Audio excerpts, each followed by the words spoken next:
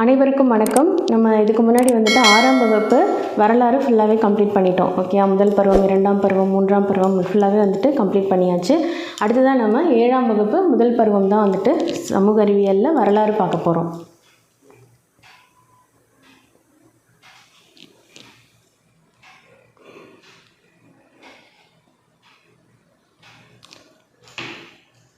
வரலாறில் என்னென்ன லெசன் இருக்குது அப்படின்னு பார்த்தீங்கன்னா, இடைக்கால இந்திய வரலாற்று ஆதாரங்கள், வட இந்திய புதிய அரசுகளின் தோற்றம், தென்னிந்திய புதிய அரசுகள், பிற்கால சோழர்களும் பாண்டியர்களும், டெல்லி சுல்தானியம். ஓகே, ஸோ 6th ஸ்டாண்டர்டில் நம்ம என்னெல்லாம் பார்த்தோம்? மனிதர்கள் எப்படி வந்துட்டு ஸ்டார்டிங்லேருந்து அதுக்கப்புறமா அவங்க வந்துட்டு எப்படி குடிமை அரசாக மாறினாங்க, அதுக்கப்புறம் ராஜா, மகாராஜா, அதுக்கப்புறம் பேரரசு, இதெல்லாம் வந்துட்டு எந்த மாதிரி ஆனாங்க அப்படிங்கிறதெல்லாம் பார்த்துருந்தோம் இல்லையா? அதுக்கப்புறம் லாஸ்ட்டாக வந்துட்டு நம்ம என்ன பார்த்தோம்? மௌரிய அரசு எப்படி மௌரிய அரசு தான் வந்துட்டு மிகப்பெரிய பேரரசாக வந்துட்டு உருவானது அப்படிங்கிறத பார்த்தோம். அதுக்கப்புறமா குப்த பேரரசு, சாளுக்கியர்கள், ராஷ்டிரகூடர்கள், இவங்களெல்லாம் பற்றி பார்த்துருந்தோம் இல்லையா? ஸோ அதுக்கப்புறம் வரலாறு என்ன அப்படிங்கிறத பற்றி தான் அடுத்ததாக பார்க்க போகிறோம். ஓகேங்களா? ஸோ அதே மாதிரி தென்னிந்தியாவில் சேர சோழ பாண்டியர்கள் அவங்களாம் வந்துட்டு எங்கெல்லாம் ஆட்சி செஞ்சாங்க, அப்புறம் பல்லவர்கள் எங்கே அவங்களுடைய ஆட்சி பகுதி எது, ஸோ அவங்கள பற்றின கட்டடக்கலைகளை பற்றின இம்பார்ட்டன்ஸ்லாம் வந்துட்டு பார்த்துருந்தோம். ஓகேங்களா? ஸோ அதுதான் தென்னிந்திய அரசுகளில் பார்த்துருந்தோம். இதுக்கப்புறம் இப்போ 7th வந்துட்டு நம்ம வந்துட்டு பிற்கால சோழர்களும் பாண்டியர்களும், தென்னிந்திய புதிய அரசுகள் யாரெல்லாம் இருந்தாங்க அப்படிங்கிறத பற்றி பார்க்க போகிறோம். அதெல்லாம் வந்துட்டு பழைய அரசு, அதுக்கு முன்னாடி யாரெல்லாம் இருந்தாங்கங்கிறத பார்த்தோம். இது இப்போ வந்துட்டு அடுத்த செக்மெண்ட்டில் யாரெல்லாம் இருக்காங்க அப்படிங்கிறத பற்றி பார்க்க போகிறோம். அதே மாதிரி தான் இப்போ லாஸ்ட்டாக வந்துட்டு இந்த சாளுக்கியர்கள், ராஷ்டிரகூடர்கள், மௌரிய அரசு, இதை பற்றிலாம் பார்த்துருந்தோம். மௌரிய அரசு, குப்த அரசு, இதெல்லாம் பார்த்துருந்தோம் இல்லையா? ஸோ அதுக்கப்புறமா யாரெல்லாம் ஆட்சி செஞ்சாங்க, முகலாயர்கள் எப்படி வந்தாங்கங்கிறத பற்றின ஸ்டோரியெல்லாம் வந்துட்டு இதுக்கப்புறம் உள்ள லெசன்லலாம் வந்துட்டு வரும். ஓகேங்களா? 7th 8th. ஸோ அதை பற்றி ப்ரீஃபாக நம்ம வந்துட்டு பார்க்க போகிறோம். ஓகேவா? ஸோ ஃபஸ்ட்டு எடுத்ததும் பார்த்திங்கன்னா இடைக்கால இந்திய வரலாற்று ஆதாரங்கள்.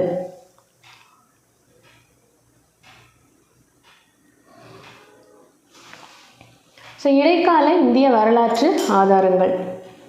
ஸோ கற்றல் நோக்கங்கள் என்னென்னு பார்த்தீங்கன்னா, இடைக்கால இந்தியாவின் வரலாற்றுக்கான சான்றுகளை அறிந்து கொள்ளுதல், கோவில்கள், மசூதிகள், கல்லறைகள், அரண்மனைகள், கோட்டைகள் ஆகிய முக்கிய சான்றுகளை அறிதல், இலக்கியங்கள், பொறிப்புகள் ஆகியவற்றை புரிந்து கொள்ளுதல், அரேபிய துருக்கிய பயணிகளின் பயண நூல்களை அறிந்து கொள்ளுதல். ஓகேங்களா? ஸோ இதுக்கு முன்னாடியே நம்ம வந்துட்டு வரலாற்று சான்றுகள் அப்போ என்னெல்லாம் இருந்தது, ஸோ கிமுலேருந்து என்னென்ன வரலாற்று சான்றுகள் இருந்ததுங்கிறதெல்லாம் பார்த்தோம் இல்லையா? ஸோ அதே மாதிரி இடைக்கால இந்தியாவுடைய வரலாற்று சான்றுகளும் நமக்கு இருந்திருக்கும். ஸோ அதுவே கிடச்சிருக்கு அப்படிங்கும்போது இதுவும் வந்துட்டு நமக்கு கிடச்சிருக்க வாய்ப்புகள் இருக்குது. ஸோ அதை பற்றி நம்ம தெரிஞ்சுக்கிறது தான் கொடுத்துருக்காங்க. கோவில்கள், மசூதிகள், கல்லறைகள், அரண்மனைகள், கோட்டைகள் ஆகிய முக்கிய சான்றுகளை அறிதல். ஓகேங்களா? ஸோ அதை யார் கட்டினாங்க, ஸோ யாரால் கட்டப்பட்டது, ஓகே, எந்த காலத்தை சேர்ந்தது, எந்த நூற்றாண்டை சேர்ந்தது அப்படிங்கிற டீட்டெயில்ஸும் வந்துட்டு நம்ம பார்க்கலாம். இலக்கியங்கள், பொறிப்புகள் ஆகியவற்றை புரிந்து கொள்ளுதல். இலக்கியங்கள் என்ன சொல்லியிருக்காங்க, பொறிப்புகள், இந்த கோவில் சுவர்களெல்லாம் பொறிச்சிருப்பாங்க இல்லையா? அடுத்தது செப்பு பட்டயங்கள், இந்த மாதிரியான விஷயங்கள்லாம் இருந்திருக்கும்ல. ஸோ அதிலெல்லாம் வந்துட்டு என்ன இருக்குங்கிறத புரிந்து கொள்ளுதல். அரேபிய துருக்கிய பயணிகளின், அதே மாதிரி நம்ம வெளிநாட்டு பயணிகளுடைய குறிப்புகளும் வந்துட்டு நம்ம இம்பார்ட்டன்ஸாக எடுத்துக்கிட்டோம் இல்லையா? அப்போது நம்ம லாஸ்ட்டாக வந்துட்டு யுவான் சுவாங் அவரை பற்றி பார்த்தோம். சீன பயணி யுவான் சுவாங் வந்துட்டு இந்தியா ஃபுல்லாக வந்துட்டு என்னெல்லாம் அவர் பார்த்தாரோ அதெல்லாம் வந்துட்டு அவருடைய குறிப்புகளில் எழுதி வச்சுருந்தார் இல்லையா? ஸோ அதெல்லாம் பார்த்துருந்தோம். அதே மாதிரியே அரேபிய துருக்கிய பயணிகளுடைய பயண நூல்கள் என்னென்ன, அதை பற்றி நம்ம தெரிஞ்சுக்கிறத பார்க்க போகிறோம். அறிமுகம். இந்திய வரலாற்றில் கிபி 700 முதல் 1200 மற்றும் கிபி 1200 முதல் 1700 வரையிலான காலப்பகுதிகள் முறையே தொடக்க இடைக்கால இந்திய வரலாறு என்றும் பின் இடைக்கால இந்திய வரலாறு என்றும் வகைப்படுத்தப்பட்டுள்ளன. ஓகேங்களா? ஸோ 700 வரைக்கும் தான் நம்ம வந்துட்டு பார்த்துருந்தோம். ராஷ்டிரகூடர்கள் அவர்களை பற்றி வந்து பார்த்துருந்தோம் இல்லையா? அதுக்கு முன்னாடி வரைக்கும். அதுக்கப்புறமா 700லேருந்து 1200 வரைக்கும் என்னன்னு சொல்கிறாங்கன்னா தொடக்க இடைக்கால இந்திய வரலாறு. ஓகேவா? ஸோ அதுக்கு முன்னாடி பார்த்தது என்னது? தொடக்க கால இந்திய வரலாறுன்னு பார்த்துருந்தோம் இல்லையா? ஸோ அதெல்லாம் அடுத்ததாக வந்துட்டு 1200லேருந்து 1700 வரையிலான காலப்பகுதி என்னன்னு சொல்கிறாங்க? பின் இடைக்கால இந்திய வரலாறு அப்படின்னு சொல்கிறாங்க. ஓகேயா? ஸோ இடைக்கால இந்திய வரலாற்றை கற்கும் அறிஞர்களுக்கு நல்வாய்ப்பாக அதிக எண்ணிக்கையிலான பல்வகைப்பட்ட சான்றுகள் கிடைக்கப்பெறுகின்றன. ஓகே, ஸோ இடைக்கால இந்திய வரலாறு அப்படிங்கும்பொழுது நமக்கு நிறைய சான்றுகள் கிடைக்க வாய்ப்பு இருக்குது. ஸோ அதுக்கு முன்னாடி வரைக்கும் அந்தளவுக்கு நமக்கு சான்றுகள் கிடைச்ச சான்றுகளை வச்சு நம்ம வந்துட்டு நம்மளுடைய வரலாறு என்ன அப்படிங்கிறத பற்றி தெரிஞ்சுக்கிட்டோம் இல்லையா? ஸோ அதுக்கப்புறமா இடைக்கால இந்திய வரலாறு அப்படிங்கும்பொழுது நமக்கு அதிக எண்ணிக்கையிலான சான்றுகள் வந்துட்டு கிடைச்சிருக்கு. கல்வெட்டுகள், செப்பு பட்டயங்கள், நினைவு சின்னங்கள், நாணயங்கள் ஆகியவை அதிக செய்திகளை வழங்குகின்றன. ஸோ அதுக்கான சான்றுகள் நம்ம எதெல்லாம் எடுத்துக்கலாம்? கல்வெட்டுகள், செப்பு பட்டயங்கள், நினைவு சின்னங்கள், ஸோ நாணயங்கள், அவங்க வெளியிட்ட நாணயங்கள் பற்றின செய்திகள் மூலமாகவும் நம்ம தெரிஞ்சுக்கலாம் யார் இதை வெளியிட்டாங்க அப்படிங்கிறது. அவற்றுடன் அரேபிய, பாரசீக, துருக்கிய வரலாற்று தொகுப்பாளர்களின் பதிவுகள் மேலதிக செய்திகளை முன்வைக்கின்றன. இச்சான்றுகள் பல்வகைப்பட்ட விவரங்களை கொண்டுள்ளன. சாதாரண மக்களின் வாழ்நிலை குறித்து குறைவான செய்திகளை மட்டுமே முன்வைக்கும் இச்சான்றுகள் அரசர்களின் வாழ்க்கை பற்றி நேரடியான, செறிவான, அதிக எண்ணிக்கையிலான தகவல்களை வழங்குகின்றன. அரசர்களின் சாதனைகள் பற்றிய அரசவையை சார்ந்தோரின் கருத்துக்களும் வரலாற்று நிகழ்வு தொகுப்பாளர்களின் கருத்துக்களும் பெரும்பாலும் ஒருதலை பட்சமானதாகவும் மிகைப்படுத்தப்பட்டதாகவும் உயர்வு நவிர்ச்சி மொழி நடையிலுமே அமைந்திருக்கின்றன. ஓகேயா? ஸோ சாதாரண மனிதர்களை பற்றி குறிப்பிடுறத விட கொஞ்சமாக தான் அந்த மக்கள் எப்படி இருந்தாங்கங்கிறது தான் லைட்டாக சொல்லியிருக்காங்களே தவிர அரசர்களை பற்றின செய்திகள் வந்துட்டு ரொம்ப முழுமையாக கொடுத்துருக்காங்க. அவங்கள பற்றின முழு செய்திகளும் நமக்கு கிடச்சிருக்கு அப்படின்னு சொல்கிறாங்க. அதே மாதிரி அந்த வரலாற்று நிகழ்வு தொகுப்பாளருடைய கருத்துக்கள் எப்படி இருக்குது அப்படின்னா ஒருதலைபட்சமாகவும் மிகைப்படுத்தி சொல்கிறது. ஓகேயா? ஸோ உயர்வு நவிர்ச்சி மொழி நடையிலுமே இருக்குது அப்படின்னு சொல்கிறாங்க. ரொம்ப மிகைப்படுத்தி ரொம்ப பெருமையாகவும் உயர்வு நவிர்ச்சி நடைமுறையிலையும் இருக்கிறதா குறிப்பிட்டிருக்காங்க. இடைக்கால இந்திய வரலாற்றை தெரிந்து கொள்ள கிடைக்கப்பெறும் பல்வகைப்பட்ட சான்றுகள் நாம் ஆய்வு செய்வோம். அவுரங்கசீப்பின் அவைக்கள வரலாற்று அறிஞராக இருந்த காஃபி கானின் புகழ்பெற்ற கூற்று உங்களுக்கு தெரியுமா? விசுவாசம் உள்ளவராக இருத்தல், லாப நோக்கம் இன்மை, ஆபத்துக்கு அஞ்சாமை, ஒருதலை பட்சமாக இல்லாதிருத்தல், விருப்பு வெறுப்பின்றி இருத்தல், நண்பருக்கும் அந்நியருக்கும் இடையே வேற்றுமை பாராமை, நேர்மையுடன் எழுதுதல் ஆகியவை வரலாற்று ஆசிரியர்களின் கடமைகள் என அவர் கூறியுள்ளார். ஓகே, ஸோ அவுரங்கசீப்பினுடைய அவைக்கள வரலாற்று அறிஞராக இருந்த காஃபி கான். ஓகே, ஸோ புகழ்பெற்ற கூற்று என்ன அப்படின்னா இதான் கொடுத்துருக்காங்க. ஓகே, ஸோ இம்பார்ட்டன்ட் படிச்சுக்கோங்க. விசுவாசம் உள்ளவராக இருத்தல், ஓகே, லாப நோக்கம் இன்மை, ஆபத்துக்கு அஞ்சாமை, ஒருதலை பட்சமாக இல்லாது இருத்தல். ஓகே, ஸோ எல்லாமே ஜென்ரலான ஒரு கருத்து தான். ஓகே, விருப்பு வெறுப்பின்றி இருத்தல், நண்பருக்கும் அந்நியருக்கும் இடையே வேற்றுமை பாராமை. ஸோ எல்லாருமே சொல்கிற வர கருத்து அதுதானே, ஒரு நடுநிலைமை கருத்தாக தான் இதை அவர் கொடுத்துருக்காரு. நேர்மையுடன் எழுதுதல் ஆகியவை வரலாற்று ஆசிரியரின் கடமைகள் என அவர் கூறியுள்ளார். ஸோ ஒரு வரலாற்று ஆசிரியர் எப்படி இருக்கணுமா? இந்த மாதிரி தான் இருக்கணுமா? ஓகே, ஸோ நண்பருக்கும் அந்நியருக்கும் இடையே வேற்றுமை பாராமை. ஒரு நண்பர்னா ஒரு மாதிரியும் அந்நியர்னா வேறு மாதிரியும் நம்ம எழுதிடக்கூடாது அப்படின்னு சொல்கிறாங்க. ஸோ அப்போ தான் வரலாறு முழுமையானதாக இருக்கும், நமக்கு உண்மையாக உரைக்கிற ஒரு வரலாறு நமக்கு கிடைக்கும் இல்லையா? ஸோ இந்த ரூல்ஸ்லாம் இல்லாமல் இருந்தால் எப்படி இருக்கும்? ஸோ ஒருதலை பட்சமாக ஒருத்தரை பற்றின ஒரு புகழ்ந்து பேசக்கூடாது. ஸோ இதெல்லாம் ஒரு ஜென்ரலான ஒரு விஷயம் தானே. ஸோ ஒருதலை பட்சமாக சொல்லும் பொழுது ஒருத்தரை பற்றின உண்மை இல்லாத செய்திகளும் நமக்கு வரலாறு மூலமாக தெரிஞ்சுக்கிறதுக்கான வாய்ப்புகள் இருக்குது இல்லையா? ஸோ அது பிற்கால நம்ம தெரிஞ்சுக்கிறோம், நம்ம ஜென்ரேஷன் ஒரு தவறான ஒரு செய்தி கருத்துக்களை தான் தெரிஞ்சுக்கிற முடியும் இல்லையா? ஸோ அதனால் என்ன சொல்லியிருக்காரு? ஸோ இதெல்லாம் வரலாற்று ஆசிரியர்களோட கடமைகளாக அவர் குறிப்பிட்டிருக்காரு. யார் அப்படின்னா காஃபி கான். இவர் யார்? அவுரங்கசீப்பின் அவைக்கள வரலாற்று அறிஞர் காஃபி கான். ஓகே, ஸோ அவர் சொன்ன கருத்துக்கள். அடுத்ததாக சான்றுகள். கடந்த காலத்தை மறுபதிவு செய்வதற்கு உதவக்கூடிய ஆதாரங்களான ஆவணங்கள் அல்லது பதிவுகளே சான்றுகள் எனப்படும். சான்றுகளின் உதவியுடன் நாம் அரசியல், பொருளாதார, சமூக மற்றும் பண்பாட்டு வளர்ச்சி விவரங்களை திறனாய்வு செய்கின்றோம். சான்றுகளை வகைப்படுத்துதல். முதல்நிலை சான்றுகள், இரண்டாம் நிலை சான்றுகள். ஸோ முதல்நிலை சான்றுகளில் பொறிப்புகள், அதாவது கல்வெட்டுக்கள், செப்பு பட்டயங்கள். ஓகே, பொறித்தல்னு சொல்கிறது, பொறிப்புகள்னு சொல்கிறது. கல்வெட்டுகள்லையும் இருக்குது பாருங்கள், பாறை பொறிப்பு, பாறைகளில் கல்வெட்டுகளில் அந்த எழுத்துக்களை பொறிச்சிருப்பாங்க. ஸோ அதுதான் பொறிப்புகள் அப்படின்னு சொல்கிறது. அடுத்ததான் செப்பு பட்டயங்கள்லையும் அதே மாதிரி எழுத்துக்கள் பொறிக்கப்பட்டிருக்கும். நினைவு சின்னங்கள், நாணயங்கள் ஆகியவை அவற்றிலிருந்து கிடைக்கப்பெறுகின்ற செய்திகளை முதல்நிலை சான்றுகள் அப்படின்னு சொல்கிறாங்க. இரண்டாம் நிலை சான்றுகள்னால் என்ன அப்படின்னு பார்த்தீங்கன்னா, இலக்கியங்கள், கால வரிசையிலான நிகழ்வு பதிவுகள், பயணக்குறிப்புகள், வாழ்க்கை வரலாற்று நூல்கள், சுயசரிதைகள் ஆகியன இரண்டாம் நிலை சான்றுகள்.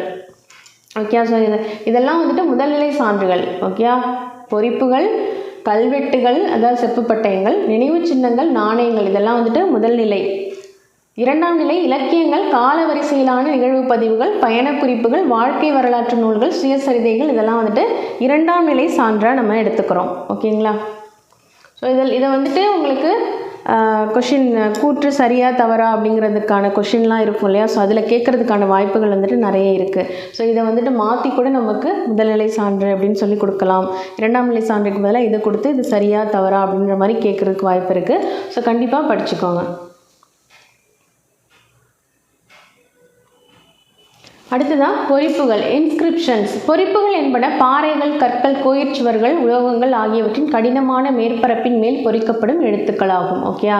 ஸோ பாறைகள், கற்கள், கோயிற் சுவர்கள், உலோகங்கள், அதாவது செப்பு பட்டயங்கள் இருக்குல்லையா, அது ஒரு உலோகம் தானே, உலோகங்கள் ஆகியவற்றின் மேலே அந்த மாதிரி கடினமான ஒரு மேற்பரப்பின் மேலே பொறிக்கப்படும் எழுத்துக்கள் தான் என்னது? பொறிப்புகள் அப்படின்னு சொல்கிறாங்க. அரசர் பிறப்பித்த பேராணைகள், அவர் அர்ப்பணித்தவை, கொடுத்த கொடைகள், போர்களில் பெற்ற வெற்றிகளின் நினைவாகவும் போரில் மடிந்த வீரர்களின் நினைவாகவும் எழுப்பப்பட்ட நினைவு சின்னங்கள் ஆகியவை அக்காலகட்டம் குறித்த பல செய்திகளை தம்மகத்தே கொண்டுள்ளன.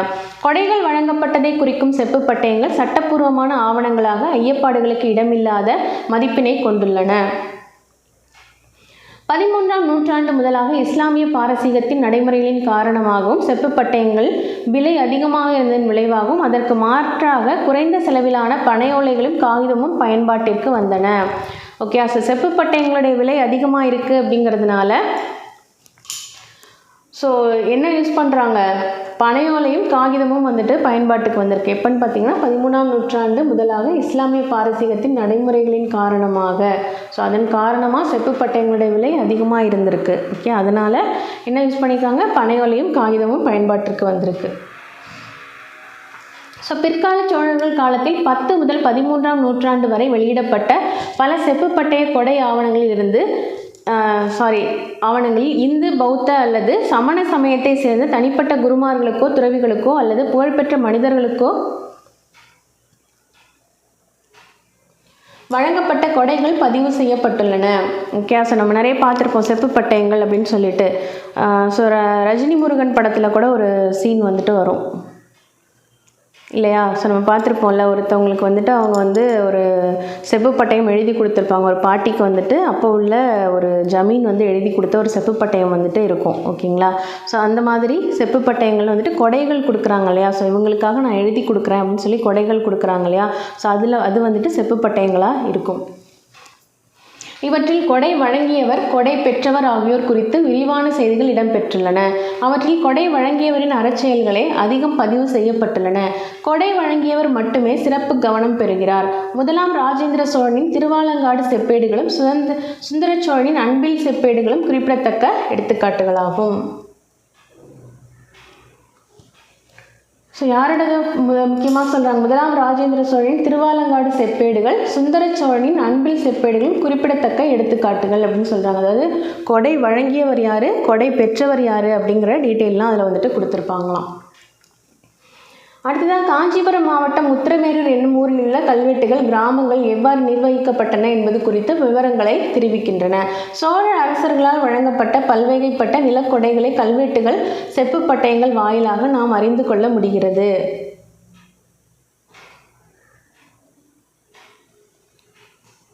வேளாண் வகை பிராமணர் அல்லாத உடைமையாளருக்கு சொந்தமான நிலங்கள். பிரம்மதேயம் பிராமணருக்கு கொடையாக வழங்கப்பட்ட நிலங்கள். சாலபோகம் கல்வி நிலையங்களை பராமரிப்பதற்காக வழங்கப்பட்ட நிலங்கள்.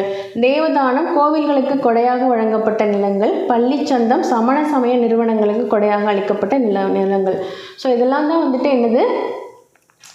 ஸோ கொடையாக கொடுத்துருப்பாங்க இல்லையா? ஸோ எதுக்கெல்லாம் வந்துட்டு கொடையாக கொடுத்தது அப்படிங்கிற மாதிரியான வகைப்படுத்தப்பட்டிருக்கு. ஓகேயா? ஸோ வேளாண் வகைனா இது, பிரம்மதேயம்னா இது, சாலபோகம்னா இது, தேவதானம்னா இந்த மாதிரி பள்ளிச்சந்தம்ங்கிறது இது. ஓகேயா? ஸோ வேளாண் வகைங்கிறது பிராமணர் அல்லாத உடைமையாளருக்கு சொந்தமான நிலங்கள். ஓகேயா? ஸோ பிராமணர் இல்லாமல் கொடுப்பாங்க இல்லையா? அதுதான் வந்துட்டு வேளாண் வகை. பிரம்மதேயம்ங்கிறது பிராமணருக்கு கொடையாக கொடுத்தது. ஓகேயா? ஸோ சாலபோகம்ங்கிறது சாலபோகம் சாலை அப்படின்னு ஞாபகம் வச்சுக்கோங்க. ஓகே, அதாவது பள்ளிச்சாலைன்னு சொல்லுவாங்க இல்லையா? ஸோ பள்ளிக்கு செல்றது அப்போ சொல்லுவாங்க இல்லையா? ஸோ அது மாதிரி சாலபோகம் அப்படிங்கிறது கல்வி நிலையங்களை பராமரிக்கிறதுக்காக கொடுக்கப்பட்ட இடம். தேவதானம்ங்கும் பொழுது நமக்கு வந்துட்டு தேவதானம்ங்கிறது தெய்வம் அப்படின்ற மாதிரி ஞாபகம் வச்சுக்கோங்க. ஓகே, தேவர்கள் தெய்வங்கள் அப்படின்ற மாதிரி ஞாபகம் வச்சுக்கோங்க. கோவில்களுக்கு கொடையாக வழங்கப்பட்ட நிலங்கள். ஸோ இது கேட்கலாம், பொறுத்துக்களை வந்துட்டு கேட்குறதுக்கு வாய்ப்புகள் இருக்குது. அதே மாதிரி பள்ளிச்சந்தம் சமண சமய நிறுவனங்களுக்கு கொடையாக அளிக்கப்பட்ட நிலங்கள். ஓகே, ஸோ இதை கன்ஃபியூஸ் ஆகிறதுக்கான வாய்ப்புகளும் இருக்குது. சாலபோகம்னா என்ன, பள்ளிச்சந்தம்ங்கும் பொழுது அது கல்வி நிலையங்களாக இருக்கும் அப்படிங்கிற மாதிரி நீங்கள் மாற்றி போடுறதுக்கான வாய்ப்புகளும் நிறைய இருக்குது. ஸோ கவனமாக படிச்சுக்கோங்க. சாலபோகம்ங்கிறது கல்வி நிலையம், பள்ளிச்சந்தம்ங்கிறது சமண சமய நிறுவனங்கள். ஓகே, வேளாண் வகைங்கிறது பிராமணர் அல்லாத உடைமையாளர்கள் அப்படிங்கும் பொழுது உழவர்கள் இருப்பாங்க இல்லையா, ஸோ வேளாண்மை செய்கிறவங்க விவசாயிகள் இருப்பாங்க இல்லையா, ஸோ அவங்களுக்கு கொடுத்த நிலங்களாக நீங்கள் ஞாபகம் வச்சுக்கலாம். பிரம்மதேயம்ங்கும் பொழுது பிரம்மதேயம் அப்படின்னு வரும்பொழுது பிராமணர், பிரம்மதேயம் பிராமணர் அப்படின்னு சொல்லிட்டு ஞாபகம் வச்சுக்கோங்க. ஓகே, ஸோ இம்பார்ட்டன்ட், இது படிச்சுக்கோங்க. சின்னங்கள் அப்படிங்கும் பொழுது கோவில்கள், அரண்மனைகள், மசூதிகள், கல்லறைகள், கோட்டைகள், கோபுரங்கள், ஸ்தூபிகள் ஆகிய கட்டடங்கள் நினைவு சின்னங்கள் என்னும் வகையை சார்ந்தவையாகும். டெல்லி சுல்தான்கள் புது வகையான கட்டடக்கலையை அறிமுகம் செய்தனர். வளைவுகள், ஒடுங்கிய வடிவு கோபுரங்கள், குவிமாடங்கள் ஆகியன அதன் முக்கிய கூறுகளாகும். இந்த நினைவு சின்னங்களில் உள்ள கல்வெட்டுகள் வரலாற்றை கட்டமைக்க தேவைப்படும் சிறந்த தகவல்களை கொண்டுள்ளன. இடைக்காலத்தை சேர்ந்த கஜுராஹோ என்னும் இடத்தில் உள்ள கோவில்கள் ராஜஸ்தான் மாநிலம் தில்வாரா அப்புகுன்று அப்படிங்கிற இடம் என்னுமிடத்தில் கோவில்கள்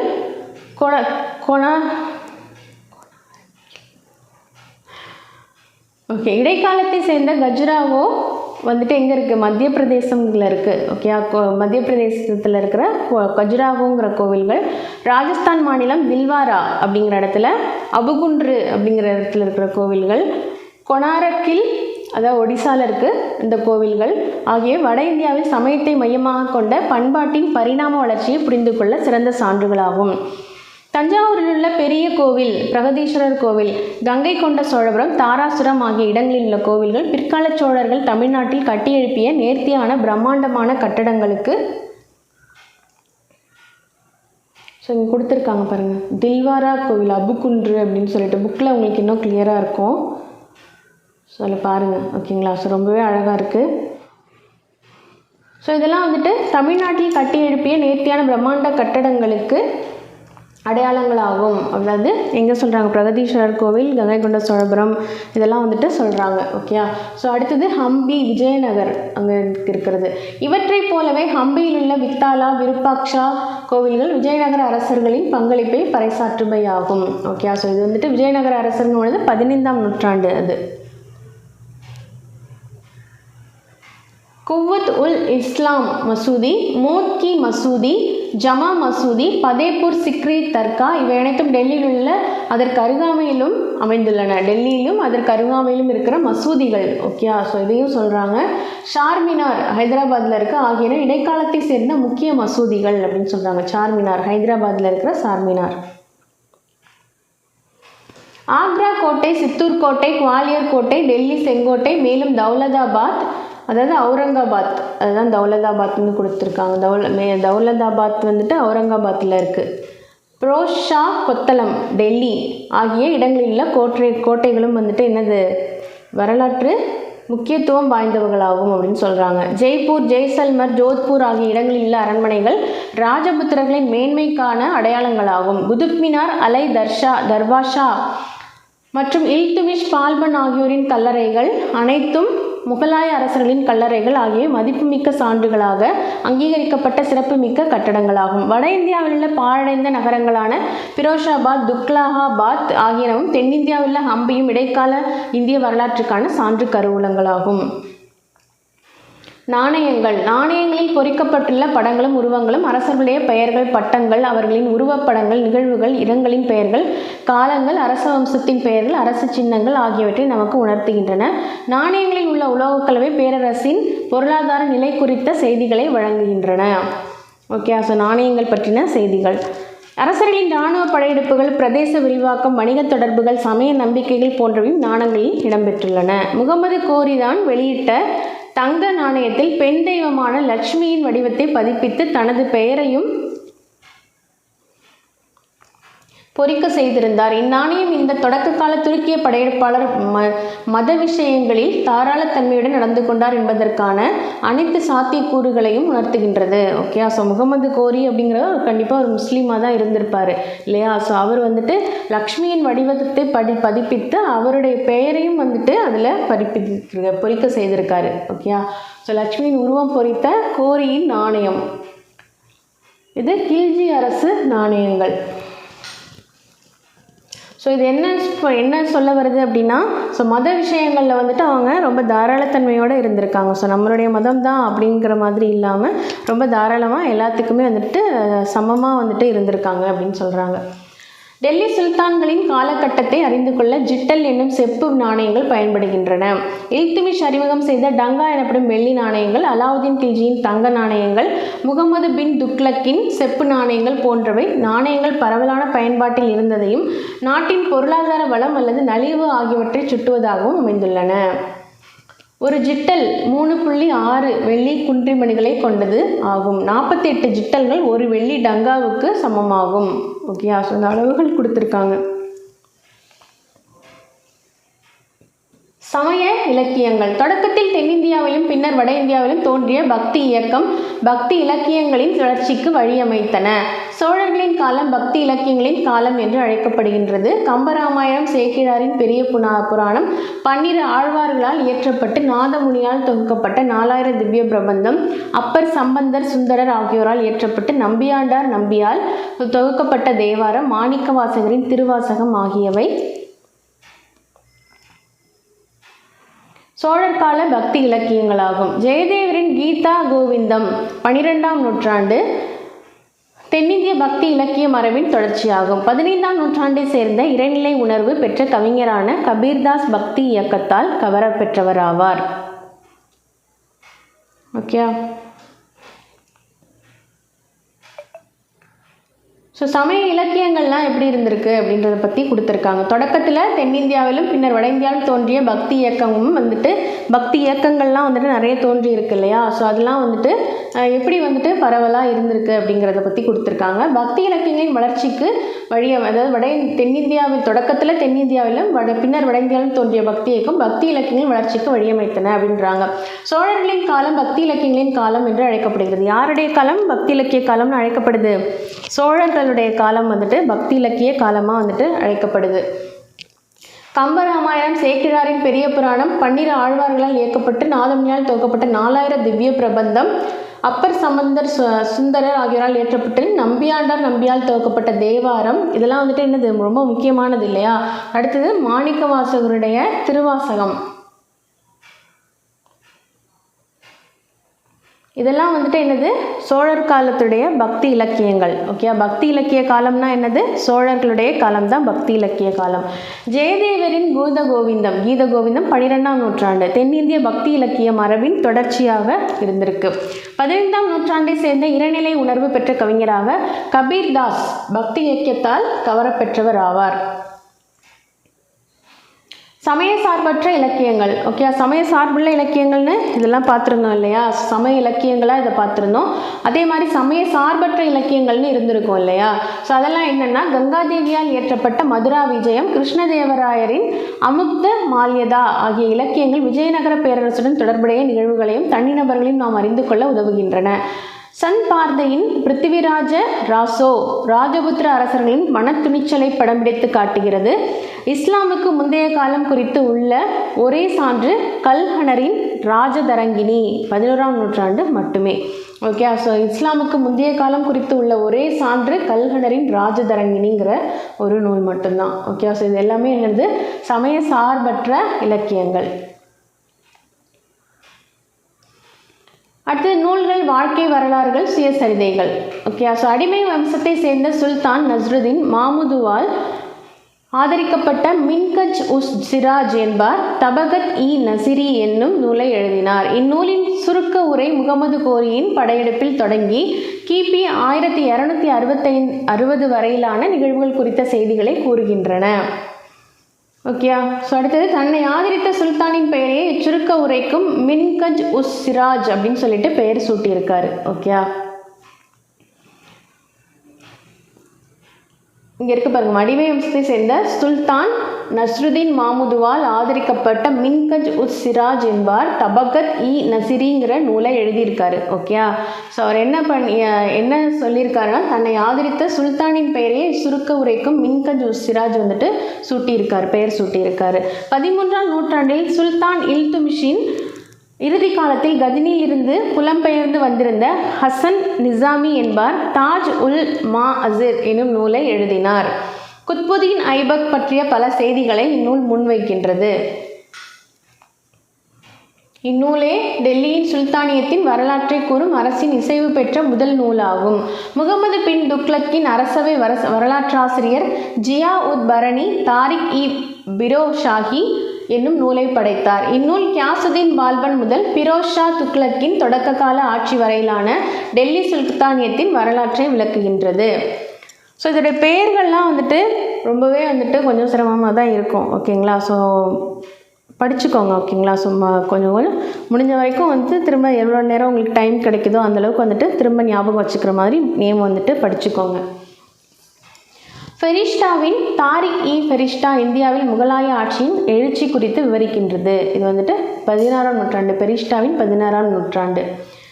ஓகே. ஸோ இப்போ எதுக்காக வந்துட்டு ஃபுல்லாகவே வந்துட்டு படிக்கிறோம் அப்படின்றது வந்துட்டு ஸ்டார்டிங்லேருந்து முன்னாடியே வந்துட்டு ரொம்ப வருஷமாக ப்ரிப்பேர் பண்ணிகிட்டு இருப்பாங்க இல்லையா, 3-4 வருஷமாக ப்ரிப்பேர் பண்ணிவிட்டு ஸோ எக்ஸாமில் வந்துட்டு சக்ஸஸ் பண்ண முடியாதவங்க இருப்பாங்க இல்லையா. ஸோ அவங்களுக்குலாம் தெரியும். ஓகே. ஸோ ஃபஸ்ட்லேருந்து ஏன் படிக்கிறோம் அப்படிங்கிறது.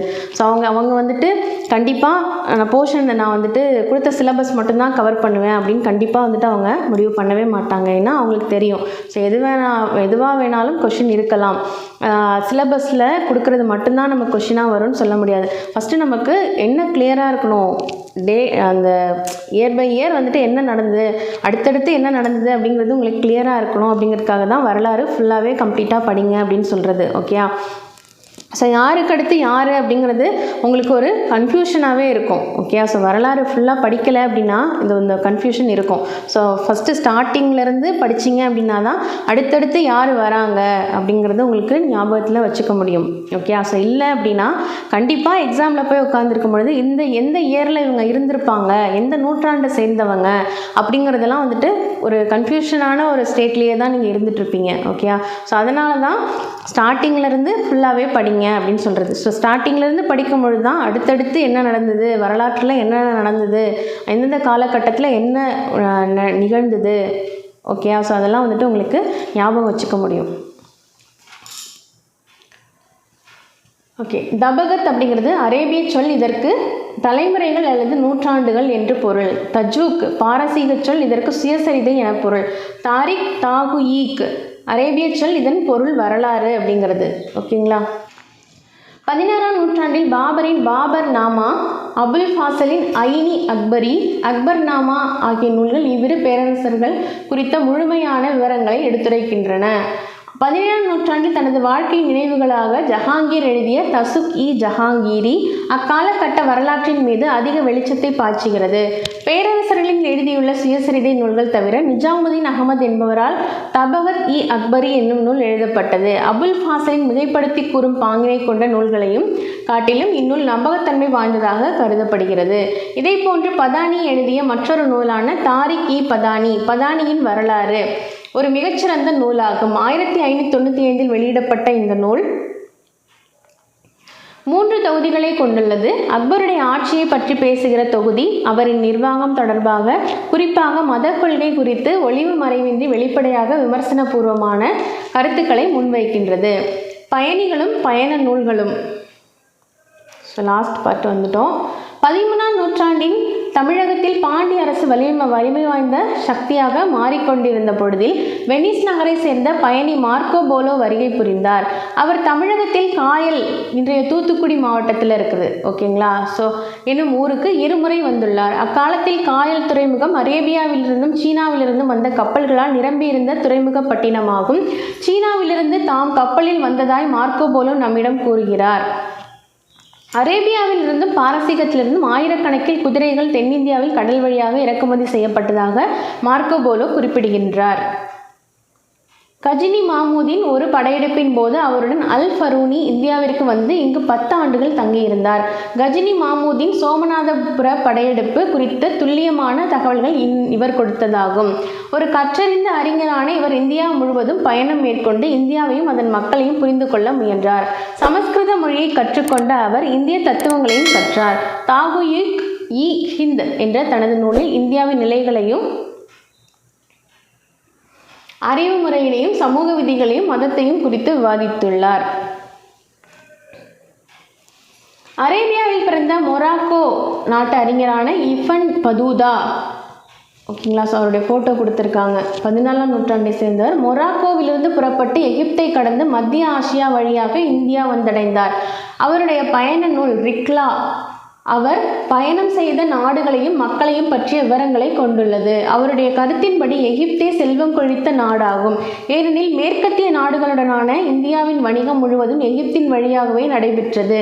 இந்தியாவின் சாதி குறித்தும் சதி உடன்கட்டை ஏறுதல் பற்றியும் கூறியுள்ளார். வெளிநாட்டு துறைமுகங்களில் இந்திய வணிகர்களின் விறுவிறுப்பான வணிக நடவடிக்கைகள் குறித்தும் கடலில் காணப்பட்ட இந்திய கப்பல்கள் பற்றியும் நாம் அவரிடமிருந்து தெரிந்து கொள்கிறோம். டெல்லி ஒரு பரந்து விரிந்த நேர்த்தியான நகரம் என்று அவர் விரைவிக்கின்றார். இந்நாட்களில்தான் சுல்தான் முகமது பின் துக்ளக் தலைநகரை டெல்லியிலிருந்து தெற்கே இருந்த தேவகிரிக்கு மாற்றி டெல்லியை பொட்டற்காடாக்கினார். ஓகேயா, ஸோ இந்த நாளில் தான் வந்துட்டு சுல்தான் முகமது பின் துக்ளக் தலைநகரை வந்து டெல்லியிலிருந்து தெற்கே இருக்கிற தேவகிரிக்கு மாற்றி டெல்லியை வந்துட்டு பொட்டல் காடாக ஆக்கிட்டார். ஓகே, ஸோ பொட்டல் காடுனா எதுவுமே இல்லாத ஒரு பொட்டல் காடாக வந்துட்டு ஆக்கியிருக்காரு. ஓகே, தேவகிரிங்கிறது தௌலதாபாத். ஸோ அது வந்துட்டு இவருடைய குறிப்பில் இருக்குது. தென்னிந்தியாவை பொறுத்த மட்டிலும் பல அயல்நாட்டு பயணிகள் விஜயநகரம் வந்துள்ளனர். அவர்கள் விஜயநகர அரசை பற்றிய முழுமையான விவரங்களை எழுதி வைத்து சென்றுள்ளனர். நிக்காலோ கோண்டி எனும் இத்தாலிய பயணி 1420 விஜயநகர் வந்தார். 1443 மத்திய ஆசியாவின் ஹீரட் நகரிலிருந்து மத்திய ஆசியாவின் மாபெரும் அரசனான செங்கிஸ்கானின் அரசவை இருந்த இடம். ஓகே, ஸோ அதுதான் வந்துட்டு ஹீரட் நகர். அப்துல் ரசாக் விஜயநகருக்கு வந்தார். போர்த்துகீசிய பயணியான டோமிங்கோ பயஸ் 1522 இந்நகருக்கு வருகை தந்தார். இவர்கள் அனைவரும் தங்கள் கண்டவற்றை பதிவு செய்துள்ளனர். அவர் விஜயநகர பேரரசின் பெரும் சிறப்பை நாமும் புரிந்து கொள்ள உதவுகின்றன. ஸோ இந்த பயணிகள்லாம் எழுதிய விஷயங்கள் வந்துட்டு விஜயநகர பேரரசுடைய சிறப்புகளை நம்மளும் தெரிஞ்சுக்கிறதுக்கு ரொம்ப உதவியாக இருக்குது அப்படின்னு சொல்கிறாங்க. ஸோ நாட் ஒன்லி விஜயநகர பேரரசு, மற்ற பயணிகள் எல்லாருமே இருக்காங்க இல்லையா. ஸோ ஒவ்வொரு காலகட்டத்திலையும் ஒவ்வொரு பயணிகள் மூலமாகவும் நம்ம ஒவ்வொரு அரசர்களை பற்றியும் ஒவ்வொரு ஊரை பற்றியும் நாடுகளை பற்றியும் நம்ம தெரிஞ்சுக்கிறதுக்கு ரொம்பவே யூஸ்ஃபுல்லாக இருந்திருக்கு இந்த பயணிகளுடைய குறிப்புகள் இல்லையா. சுருக்கம் கொடுத்துருக்காங்க. கிபி 700 முதல் 1200 வரையிலான காலப்பகுதி என்னன்னு சொன்னோம், தொடக்க இடைக்காலம் சொன்னோம் இல்லையா.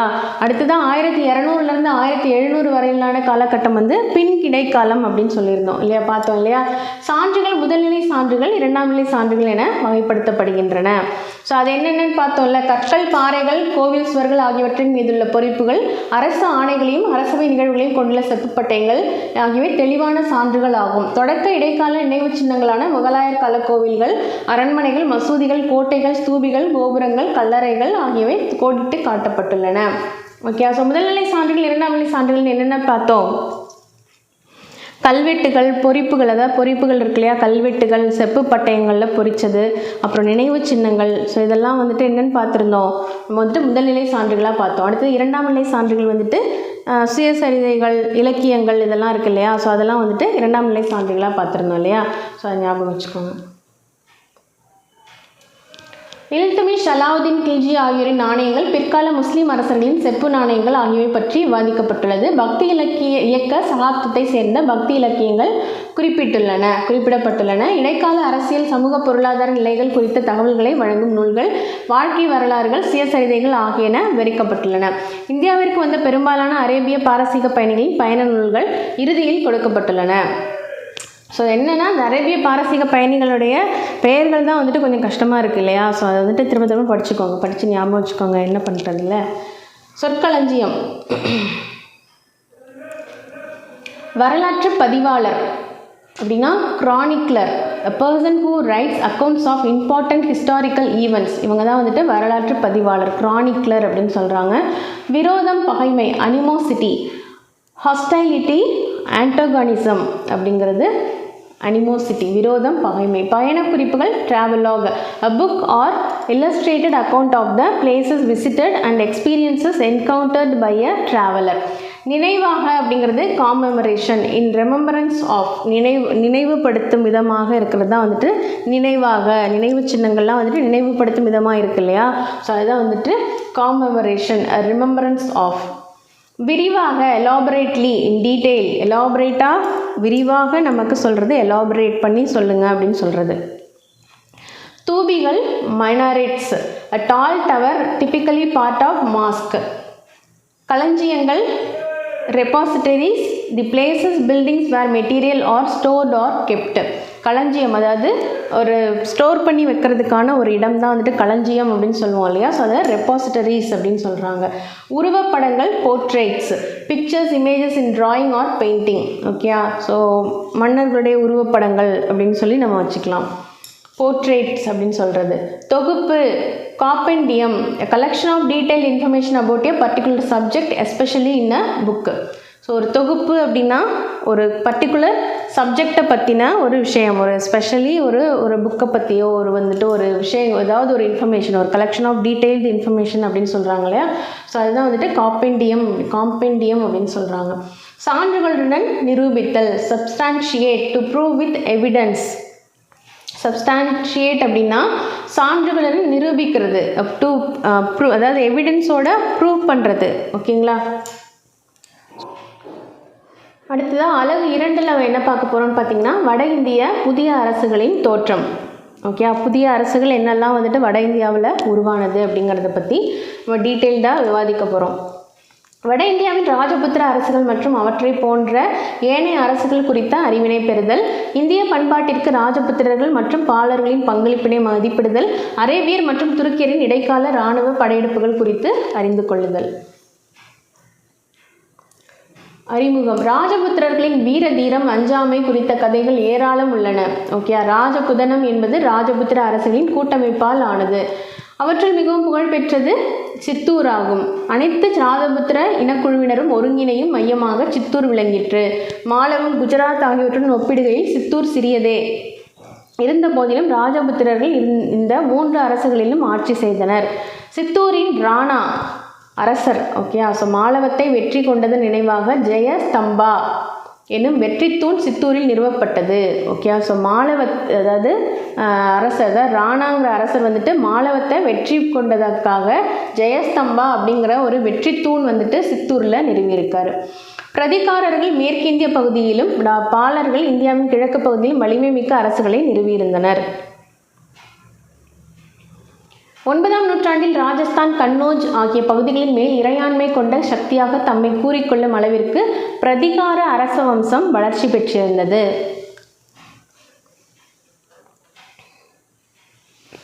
பிரதிகார அரசின் வீழ்ச்சி வங்காளத்தில் பாலர்களின் எழுச்சிக்கும் வடமேற்கு இந்தியாவில் சவுகான்களின் எழுச்சிக்கும் வித்திட்டது. கிபி 712இல் சிந்து பகுதியை அரேபியர் கைப்பற்றியதிலிருந்தே இந்தியாவின் இஸ்லாமியர் காலகட்ட வரலாறு தொடங்கியிருக்க வேண்டும். ஆனால் கன்னோஜை ஆண்ட அரசர்களின், குறிப்பாக யசோவர்மனின் எதிர்ப்பின் காரணமாகவும் அவர்களுக்கு பின்னர் 10ஆம் நூற்றாண்டின் இடைப்பகுதி வரை வட இந்தியாவில் பெரும்பகுதியும் கன்னோஜையும் கட்டியாண்ட ராஜபுத்திர அரசர்கள் மற்றும் தலைவர்களின் எதிர்ப்பில் விளைவாலும் இந்தியாவில் இஸ்லாமியரின் காலகட்டம் 1200இல் தான் தொடங்கிற்று.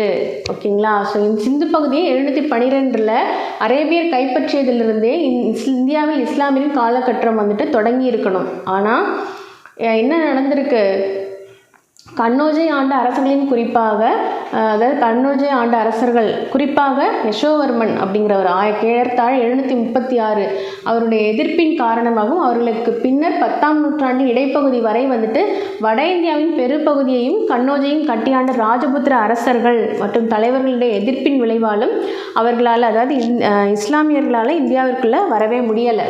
ஓகேங்களா, ஸோ அப்போ வந்துட்டு என்ன நடந்திருக்கு, இந்தியாவில் இஸ்லாமியர்கள் காலகட்டம் 1200 700 தான் வந்துட்டு ஸ்டார்ட் ஆகிருக்கு. ஓகே, ஆனால் அவங்க ட்ரை பண்ணது எப்போவே ட்ரை பண்ணியிருக்காங்க, 712 வந்துட்டு ட்ரை பண்ணியிருக்காங்க. பட் அவங்களால உள்ளே வர முடியல. ஓகே, ஸோ அப்போ ராஜபுத்திரர்கள் வந்துட்டு எந்த அளவுக்கு ஒரு வீரதீரம் இருந்த ஒரு அரசர்களாக இருந்திருப்பாங்கன்னு பாருங்கள்.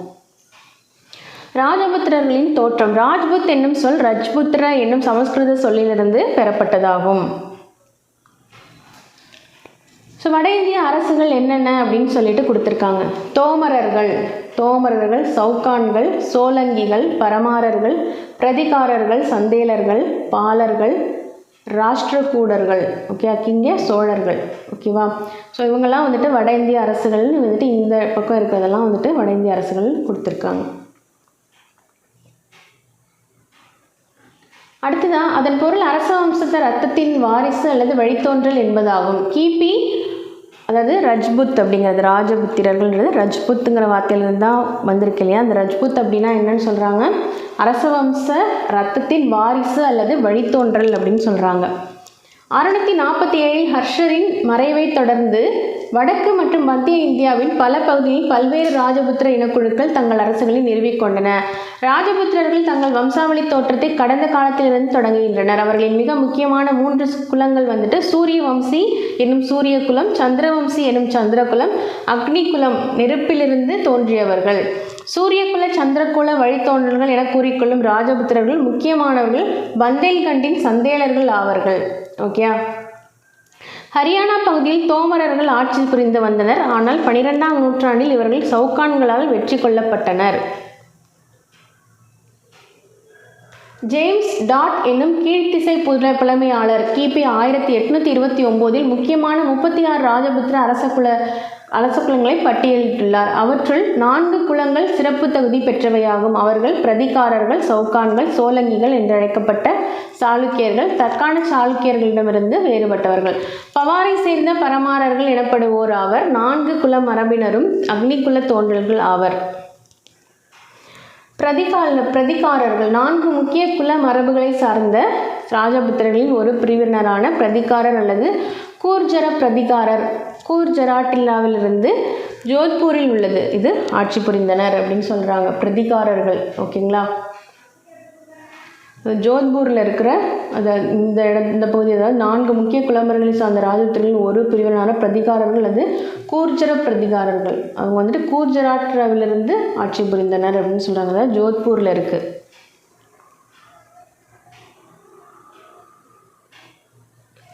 கிபி 6ஆம் நூற்றாண்டில் ஹரிச்சந்திரா என்பவர் கூர்ஜர அரச வம்சத்தின் அடிக்கல்லை நாட்டினார். பிரதிகார அரசர்களில் முதலாவது முக்கியமான அரசர் 1ஆம் நாகப்பட்டர் என்பவர் ஆவார். கிபி 8ஆம் நூற்றாண்டில் பரூச், ஜோத்பூர் ஆகிய பகுதிகளில் ஆட்சி செய்த அவர் தனது ஆட்சி பரப்பை குவாலியர் வரை விரிவுபடுத்தினார். சிந்துவின் மீது அரேபியர் மேற்கொண்ட படையெடுப்பை அவர் முறியடித்து அவர்களின் விரிவாக்க நடவடிக்கைகளை தடுத்தார். அவருக்கு பின்னர் ஆட்சி பொறுப்பேற்ற வத்சராஜா ஒட்டுமொத்த வட இந்தியாவின் மேல் ஆதிக்கம் செலுத்த ஆசைப்பட்டார். கண்ணூஜை கைப்பற்ற அவர் மேற்கொண்ட முயற்சி வங்காள பகுதியின் பாலவம்ச அரசரான தர்மபாலாவுடன் பகை ஏற்பட்ட வழிவகுத்தது. மாலவத்தின் கூர்ஜர பிரதிகாரர்கள், தக்காணத்தை சேர்ந்த ராஷ்டிரகூடர்கள், வங்காளத்து பாலர்கள் ஆகிய மூவரில் ஒவ்வொருவரும் வளம் நிறைந்த கண்ணோஜின் மீது அவர்களின் மேலாதிக்கத்தை நிறுவ முயன்றனர். இதனால் ஏற்பட்ட நீண்ட நெடிய மும்முனை போட்டியில் 3 சக்திகளும் பலவீனமடைந்தன. வத்சராஜாவை தொடர்ந்து ஆட்சி பொறுப்பேற்ற 2ஆம் நாகப்பட்டர், ராமபத்ரா ஆகியோர் குறிப்பிடத்தகுந்த சாதனைகள் எதுவும் புரியவில்லை. ராமபத்ராவுக்கு பின்னர் அவருடைய மகனான மிகிரபோஜா அல்லது போஜா என்பவர் அரியணை ஏறினார். பதவியேற்ற சில ஆண்டுகளுக்குள் பிரதிகாரர்களின் அதிகாரத்தை வலுப்படுத்துவதில் அவர் வெற்றி பெற்றார். ஒரு வலிமை மிகுந்த அரசராக அவர் தனது நாட்டில் அமைதியை பராமரித்தார். அரேபியரின் அச்சுறுத்தலுடன் உறுதியுடன் சமாளித்தார். போஜாவுக்கு பின்னர் ஒரு நூற்றாண்டு காலம் பிரதிகார பேரரசு புகழோடும் கீர்த்தியோடும் விளங்கியது. அரேபியர்களை வெற்றிகரமாக எதிர்த்த பிரதிகாரர்கள் தங்கள் கவனத்தை கிழக்கு நோக்கி திருப்பினர். முதல் 1000 ஆண்டின் இறுதியில் ராஜஸ்தான் மற்றும் மாலவத்தின் பெரும்பகுதியை அவர்கள் ஆண்டனர். கண்ணோஜையும் சில காலம் தங்கள் வசம் வைத்திருந்தனர். 12ஆம் நூற்றாண்டுகளில் ராஜபுத்திரர்கள் தங்களுக்கிடையிலேயே முடிவற்ற போர்களை மேற்கொண்டனர். இச்சூழலை சாதகமாக பயன்படுத்தி பல உள்ளூர் சிற்றரசர்கள் சுதந்திர அரசர்கள் ஆயினர். பாலர்கள். தர்மபாலர் பால அரச வம்சத்தை உருவாக்கியவர் கோபாலர். அரச பரம்பரையை சேர்ந்தவர் என்ற வரலாற்று பின்னணி அவருக்கு இல்லை. அவரது திறமையின் காரணமாக மக்கள் அவரை அரசராக தேர்வு செய்தனர். கிபி 750 முதல் 770 வரையிலான ஆட்சி காலத்தில் அவர் வருங்காலத்தில் பாலர்களின் எதிர்கால மேன்மைக்கான அடித்தளத்தை அமைத்தார். அவருடைய மகன் தர்மபாலர் பால அரசை வட இந்திய அரசியலில் ஒரு வலிமை மிக்க சக்தியாக உருவாக்கினார். கன்னோஜுக்கு எதிராக வெற்றிகரமான படையெடுப்பை அவர் மேற்கொண்டார். ஓகே, ஸோ இது வந்துட்டு பாலர்கள் பற்றின செய்திகள். அவர் மிகச்சிறந்த பௌத்த ஆதரவாளர் ஆவார். அவரால் உருவாக்கப்பட்ட விக்ரமசீலா மடாலயம் பௌத்த கல்விக்கான மிகச்சிறந்த மையமாயிற்று. தர்மபாலரை தொடர்ந்து அவருடைய மகன் தேவபாலர் ஆட்சி பொறுப்பேற்றார். அவர் பாலர்களின் ஆட்சி அதிகாரத்தை கிழக்கு நோக்கி, அதாவது காமரூபம் அஸ்ஸாம் வரை விரிவுபடுத்தினார். அவரும் தலைசிறந்த பௌத்த ஆதரவாளர் ஆவார். அவர் பௌத்தர்களுக்கு 5 கிராமங்களை கொடையாக வழங்கினார். அவரும் மகதத்தில் மடாலங்களையும் பல கோவில்களையும் நிறுவினார். தர்மபாலர் தேவபாலர் ஆகியோரின் ஆட்சி காலங்கள் வங்காள வரலாற்றின் சிறப்புமிக்க ஒளிரும் அத்தியாயங்கள் என வரலாற்றறிஞர் RC மஜும்தார் கருத்து கூறியுள்ளார். தேவபாலருக்கு பின்னர் 5 அரசர்கள் அப்பகுதியை சிறப்பித்து சொல்ல இயலாத அளவிற்கு ஆட்சி புரிந்தனர். ஆனால் 988ஆம் ஆண்டு முதல் மகிபாலர் அரியணை ஏறியதைத் தொடர்ந்து பாலர் அரசு முன்னென போதுமில்லாத பெயரையும் புகழையும் பெற்றது. அதாவது முன்னாடி எப்போவுமே இல்லாத ஒரு பெயரையும் புகழையும் பெற்றிருக்கு. எப்போன்னா முதலாம் மகிபாலர் வந்துட்டு அரியணை ஏறினதுக்கப்புறமா. முதலாம் மகிபாலர் அவருடைய காலம் வந்துட்டு 988 1038. முதலாம் மகிபாலர் பால வம்சத்தின் மிகச்சிறந்த வலிமை மிக்க அரசராவார். அவர் 2ஆம் பால வம்சத்தை தோற்றுவித்தவர் ஆவார். பிரதிகாரர்களின் வீழ்ச்சியானது மகிபாலருக்கு வட இந்திய அரசியல் நிகழ்வுகளில் முதன்மையான பாத்திரத்தை வகிக்கும் வாய்ப்பை வழங்கியது. ஆனால் தென்னிந்திய அரசரான ராஜேந்திர சோழனின் படையெடுப்பின் காரணமாய் வாரணாசிக்கு அப்பால் தனது அதிகாரத்தை விரிவுபடுத்த அவரால் இயலாமல் போயிற்று. பால வம்சத்தின் பண்டைய புகழையும் பெயரையும் மகிபாலர் மீட்டெடுத்தார். வாரணாசி, சாரநாத், நாலந்தா ஆகிய இடங்களில் சமயம் சார்ந்த ஏராளமான கட்டடங்களை கட்டுவித்த மகிபாலர் பழைய கட்டடங்களையும் புனரமைத்தார். மகிபாலரின் இறப்பை தொடர்ந்து பால வம்சம் வீழ்ச்சியுற்று சேனா வம்சத்தின் வருகைக்கு வழிவிட்டது.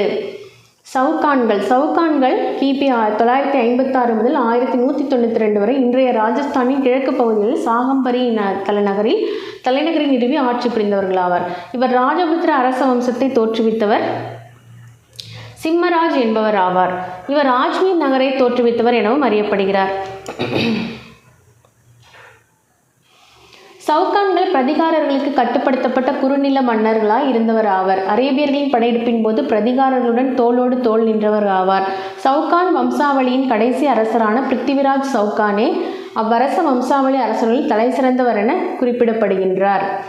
அவர் 1191ஆம் ஆண்டு நடைபெற்ற முதல் த்ரெயின் போரில் முகமது கோரியை தோற்கடித்தார். யார்? பிருத்திவிராஜ் சவுகான் வந்துட்டு த்ரெயின் போரில் முகமது கோரியை தோற்கடித்தவர். ஓகேங்களா? இருந்தபோதிலும் 1192 நடைபெற்ற 2ஆம் த்ரெயின் போரில் அவர் தோற்கடிக்கப்பட்டு கொல்லப்பட்டார். ஓகேயா? ஸோ அவர் முகமது கோரியை வெற்றி அடைந்தாலும் திரும்ப 1192 நடைபெற்ற 2ஆம் த்ரெயின் போரில் தோற்கடிக்கப்பட்டு கொல்லப்பட்டிருக்கார். யார்? பிருத்திவிராஜ் சவுகான். கலை மற்றும் கட்டிடக்கலைக்கு ராஜபுத்திரர்களின் பங்களிப்பு. கலை. ராஜபுத்திர அரசவைகள் பண்பாட்டு மையங்களாக திகழ்ந்தன. அங்கு இலக்கியம், இசை, நடனம், ஓவியம், சிற்பம் ஆகிய கலைகளும் கவின் கலைகளும் செழிப்புற்றன. பெரும்பாலும் சமய கருத்துக்களை மையமாக கொண்ட ஒரு குறிப்பிட்ட பாணியிலான ஓவியக்கலை மரபு ராஜபுத்திர அவைகளில் தோற்றம் பெற்றது. இப்பாணியிலான ஓவியங்கள் ராஜஸ்தானி என அழைக்கப்பட்டன. ராஜஸ்தானி பாணியிலான ஓவியங்கள் பிக்கனேர், ஜோத்பூர் இவ்விரிடங்களும் ராஜஸ்தானில் உள்ளன. மேவார், உதய்பூர், ஜெய்சல்மர் ராஜஸ்தான், புரி ஹரியானா ஆகிய இடங்களில் காண கிடைக்கின்றன. அவங்க ஓவியங்களில் ஒன்று கொடுத்துருக்காங்க, ராஜஸ்தானி ஓவியம் அப்படின்னு சொல்லிட்டு. பிருத்திவிராஜ் சௌகானின் மறைவுக்கு பின் சில நூற்றாண்டுகள் கழிந்த பின்பு சந்த் பார்தை என்னும் கவிஞர் பிருத்திவிராஜ ராசோ என்னும் பெயரில் ஒரு நீண்ட காவியத்தை இயற்றினார். யாரு? சந்த் பார்தை அப்படிங்கிற ஒரு கவிஞர். காவியம் கூறும் கதை பின்வருமாறு. கண்ணோஜின் அரசனுடைய மகளுக்கு திருமணம் செய்ய வேண்டும். அவள் தனது கணவனை தேர்வு செய்வதற்கென சுயம்பரம் ஏற்பாடு செய்யப்பட்டது. ஏற்கனவே பிருத்திவிராஜனிடம் காதல் வயப்பட்டிருந்த இளவரசி அவரையே மணந்து கொள்ள விரும்பினாள். ஆனால் பிருத்திவிராஜ் அவள் தந்தையின் எதிரியாவார். பிருத்திவிராஜை அவமானப்படுத்தும் நோக்கத்தில் கண்ணோஜின் அரசர் அவருக்கு அழைப்பு அனுப்பவில்லை. மேலும் பிருத்திவிராஜ் சௌகானை போன்று ஒரு சிலை செய்து தனது அரச சபையின் வாயிற்காப்பானை போல நிறுத்தி வைத்தார். கூடியிருந்தாரெல்லாம் அதிர்ச்சி அடையும் வண்ணம் இளவரசி அங்கிருந்த இளவரசர்களை மறுத்து பிருத்திவிராஜின் சிலைக்கு மாலையிட்டு தனது விருப்பத்தை வெளிப்படுத்தினாள். சற்று தொலைவில் மறைந்திருந்த பிருத்திவிராஜ் இளவரசியை அழைத்து கொண்டு குதிரையில் தப்பினார். பின்னர் இருவரும் திருமணம் செய்து கொண்டனர். ஓகேங்களா? ஸோ இந்த ஸ்டோரி நமக்கு முன்னாடியே தெரிஞ்சது, சில பேர் படித்தவங்களுக்கு தெரிஞ்சிருக்கும்.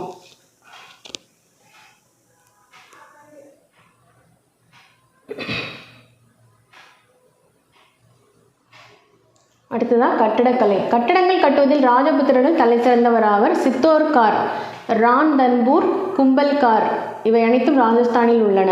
ஓகே. மாண்டு, குவாலியர், சந்தேரி, அசிர்கார் இவை அனைத்தும் மத்திய பிரதேசத்தில் உள்ளன. ஆகிய இடங்களில் உள்ள வலிமை மிகுந்த கோட்டைகள் ராஜபுத்திரர்களின் கட்டடங்களுக்கு சில எடுத்துக்காட்டுகளாகும்.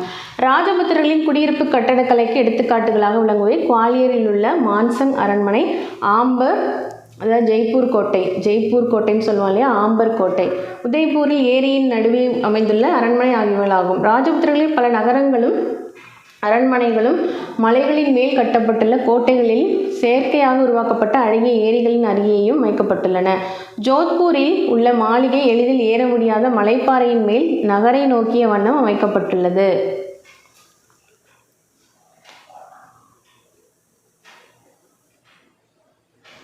ராஜபுத்திர அரசர்கள் கட்டியுள்ள கோவில்கள் கலை விமர்சகர்களை வியப்பில் ஆழ்த்தி அவர்களின் உள்ளங்களை கொள்ளை கொண்டுள்ளன. கஜுராஹோ என்னும் இடத்தில் உள்ள கோவில்கள், கொனார்க்கில் உள்ள சூரியனார் கோவில், அபு குன்றின் மீது கட்டப்பட்டுள்ள தில்வாரா சமண கோவில், மத்திய பிரதேசத்தில் அமைந்துள்ள காந்தர்யா கோவில் ஆகியன ராஜபுத்திரர்களின் கோவில் கட்டடக்கலைக்கு உன்னதமான எடுத்துக்காட்டுகளாகும். பந்தேட்கண்டில் உள்ள கஜுராஹோ வளாகத்தில் மொத்தம் 30 கோவில்கள் அமைந்துள்ளன. கஜுராஹோ கோவில்களின் சிகரங்கள் எழில் மிகுந்தவையாகும். ஸோ கஜுராஹோ கோவில் கொடுத்துருக்காங்க பாருங்கள். உதய்பூர் அரண்மனை, ஆம்பர் கோட்டை, ஜெய்ப்பூர், குவாலியர் அரண்மனை அதோட பிக்சர்ஸ்லாம் கொடுத்துருக்காங்க.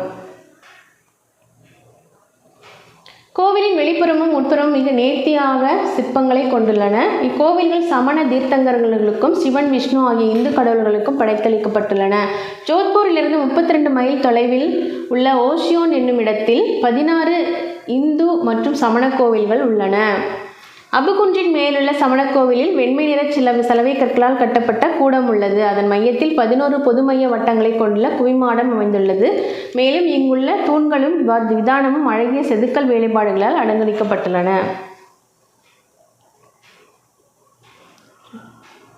ஓசியான் கோவில் இங்கே கொடுத்துருக்காங்க பாருங்கள். பாலர்களின் பண்பாட்டு பங்களிப்பு. பாலர்கள் மகாயான பௌத்தத்தை பின்பற்றியவராவர். பௌத்த கோயில்களையும் புகழ்பெற்ற நாலந்தா, விக்ரமசீலா ஆகிய பல்கலைக்கழகங்களையும் அவர்கள் பரந்த மனப்பான்மையுடனும் ஈகை குணத்துடனும் ஆதரித்தனர். அவர்களின் சமய பரப்பாளர்கள் மூலம் திபெத்தில் பௌத்தம் நிறுவப்பட்டது. பெயரும் புகழும் பெற்ற பௌத்த துறவியும் திபெத்திய பௌத்த சீர்திருத்தம் செய்வதவருமான அதிசா விக்ரமசீலா மடாலயத்தின் தலைவராக இருந்தார். சுமத்ரா மற்றும் ஜாவாவை சேர்ந்த இந்து பௌத்த சைலேந்திர அரசுடன் பாலர்கள் சுமூகமான உறவை பேணினர். பாலர்களின் ஆதரவால் தனித்தன்மை வாய்ந்த புதிய பாணியை கொண்ட கலைப்பள்ளி ஒன்று உருவானது. இது பாலர்களின் கலை அல்லது கிழக்கிந்திய கலை என்று அழைக்கப்பட்டது. ஓகே. ஸோ எது பாலர்களின் கலை கிழக்கிந்திய கலைன்னு அழைக்கப்பட்டது. பாலர்களின் ஆதரவால் தனித்தன்மை வாய்ந்த ஒரு கலைப்பள்ளி தொடங்கப்பட்டிருக்கு. அதுக்கு பெயர் தான் இப்படி கொடுத்துருக்காங்க. ஸோ கிழக்கிந்திய கலை அப்படின்னாலும் பாலர்களின் கலைனாலும் ஒன்று தான். பாலர்களின் கலைப்பாணி இன்றைய பீகார், மேற்கு வங்கம், அண்டை நாடான பங்களாதேஷ் ஆகிய பகுதியில் தழைத்தோங்கியது. இக்கலைப்பாணி பெரும்பாலும் செப்பு சிலைகளிலும் பனை ஓலைகளிலும் வரையப்பட்ட ஓவியங்கள் எனும் வடிவங்களில் வெளிப்பட்டன. இவை புத்தரையும் ஏனைய கடவுளர்களையும் புகழ்பாடுவதாய் அமைந்துள்ளன. இப்பகுதிகளைச் சேர்ந்த பாலர்களின் செப்புச் சிலைகள் தென்கிழக்கு ஆசியாவில் இந்திய பண்பாடு பரவியதில் முக்கிய பங்கு வகித்தன.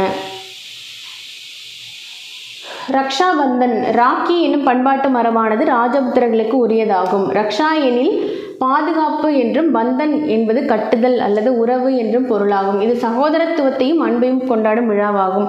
ஒரு பெண் ஒரு ஆடவனின் மணிக்கட்டில் ராக்கியை கட்டிவிட்டால் அப்பெண் அந்த ஆடவனை சகோதரனாக கருதுகிறாள் என்று பொருள்.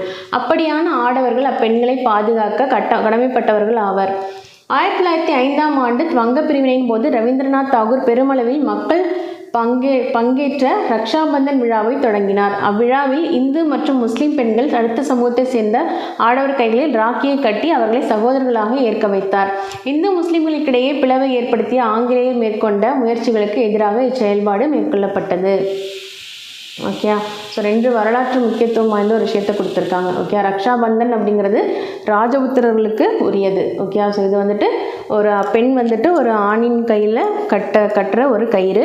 ஸோ அது என்னென்ன ராக்கி அப்படின்னு சொல்கிறாங்க இல்லையா. ஸோ அப்படி கட்டிட்டா அவங்க வந்துட்டு அந்த ஆடவனை வந்து சகோதரனாக ஏற்றுக்கிட்டதா ஒரு மீனிங் இருக்குது அப்படின்னு சொன்னாங்க. இது வந்துட்டு அப்போ உள்ளது. அதுக்கப்புறம் 1905 வந்துட்டு ரவீந்திரநாத் தாகூர் வந்து இந்த விஷயத்த பண்ணியிருக்காரு. இந்து முஸ்லீம் பெண்கள் அடுத்த சமூகத்தை சேர்ந்த ஆடவர்கள் கைகளில் ராக்கி கட்டிட்டாங்க அப்படின்னா அவங்கள சகோதரர்களாக ஏற்றுக்கிறாங்க அப்படின்றது. ஸோ ஆங்கிலேயர்கள் வந்துட்டு இந்து முஸ்லீம்களிடையே பிளவுபடுத்தி ஆங்கிலேயர்கள் மேற்கொண்ட முயற்சிகளுக்கு இது எதிரான ஒரு செயல்பாடாக இருந்திருக்கு.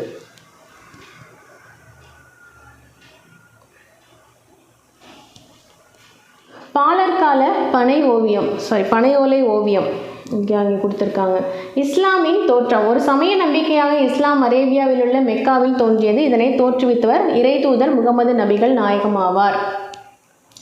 ஸோ இஸ்லாமினுடைய தோற்றம் தெரியும் இல்லையா. ஸோ முகமது நபிகள் தான் வந்துட்டு இறை தூதராக இருந்து தோற்றுவித்தவர் அப்படின்றது தெரியும்.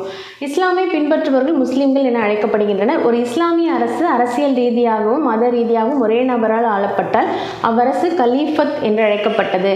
கலீஃபா என்னும் சொல்லுக்கு இறை தூதர் முகமது நபிகளின் பிரதிநிதி என்று பொருளாகும்.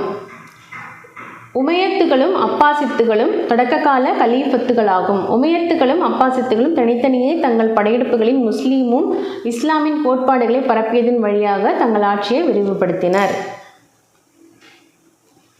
8ஆம் நூற்றாண்டு இந்தியாவில் சிந்து பகுதியை கைப்பற்றிய முஸ்லீம் படைவீரர்களாகவே அரேபியர்கள் முதன்முதலாக அறிமுகமாயினர். கங்கை சமவெளி மற்றும் தக்கான அரசர்களின் எதிர்ப்பின் விளைவால் அரேபியர்களால் சிந்துவை தாண்டி தங்கள் ஆட்சியை விரிவுபடுத்த இயலவில்லை. 9ஆம் நூற்றாண்டின் இறுதியில் அப்பாசித் கலீஃபாக்களின் வீழ்ச்சியை தொடர்ந்து இந்தியாவில் ஏனைய பகுதிகளிலும் இருந்த அரேபிய இராணுவ தளபதிகள் கலீஃபாக்களின் அதிகாரத்தை தூக்கி எறிந்துவிட்டு சுதந்திரமான சுல்தான்களாக ஆட்சி புரிய தொடங்கினர். கஜினியை தலைநகராக கொண்ட துருக்கிய ஆளுநர் அல் டஜின் என்பவர்களில் ஒருவர். அவருக்கு பின் ஆட்சி பொறுப்பேற்ற அவருடைய மருமகன் சபக்டிஜின் வடமேற்கு திசை வழியாக இந்தியாவை கைப்பற்ற விரும்பினார். ஆனால் அவரது விருப்பத்தை அவர் மகன் கஜினி மாமூத் தான் நிறைவேற்றினார். ஸோ கஜினியை தலைநகரமாக கொண்ட துருக்கிய ஆளுநர் அல் டஜின் அவர்களில் ஒருவர். ஓகே, ஸோ அவருக்கு பின்னர் ஆட்சி பொறுப்பேற்ற அவருடைய மருமகன் வந்துட்டு சபக்டிஜின் அப்படிங்கிறவர் வடமேற்கு திசை வழியாக இந்தியாவை கைப்பற்ற விரும்பினார். ஆனால் அவரது விருப்பத்தை வந்துட்டு அவரது மகன் கஜினி மாமூத் தான் வந்துட்டு நிறைவேற்றியிருக்காரு. கஜினி மாமூத் இவர் வந்துட்டு 997 1930. கஜினி மாமூத் இந்தியாவின் மீது சூறையாடலை நோக்கமாக கொண்ட திடீர் படையெடுப்புகளை 17 முறை நடத்தியதாக கூறப்படுகிறது. ஓகே, ஸோ கஜினி மாமூத் 17 முறை நடத்தியிருக்காரு. அக்காலகட்டத்தில் வட இந்தியா பல சிற்றரசுகளாக பிரிந்திருந்தது. அவற்றில் ஒன்றான ஷாஹி அரசு பஞ்சாப் முதல் காபூல் வரை பரவியிருந்தது. கன்னோஜ், குஜராத், காஷ்மீர், நேபாளம், மாலவம், பந்தேல்கண்டு ஆகியன ஏனைய முக்கிய அரசுகளாகும். ஷாஹி அரசுக்கு எதிராக மேற்கொள்ளப்பட்ட படையெடுப்புகளில் அதன் அரசர் ஜெயபாலர் 1001ஆம் ஆண்டு தோற்கடிக்கப்பட்டார். இத்தோல்வியை பெருத்த அவமானமாக கருதிய ஜெயபாலர் தன்னைத்தானே மாய்த்து கொண்டார். அவருக்கு பின் ஆனந்தபாலர் கஜினி மாமூதுக்கு எதிராக போரிட்டார். 1008ஆம் ஆண்டு பெஷாவருக்கு அருகேயுள்ள வைகிந்த் என்னும் இடத்தில் அவர் தோற்கடிக்கப்பட்டார். வைகிந்தில் பெற்ற வெற்றியின் விளைவாக கஜினி மாமூது பஞ்சாப் வரை தனது ஆட்சி அதிகாரத்தை விரிவுபடுத்தினார். இதனைத் தொடர்ந்து இந்தியாவின் மீது அவர் கொண்ட படையெடுப்புகள் வட இந்தியாவின் செல்வ செழிப்பு மிக்க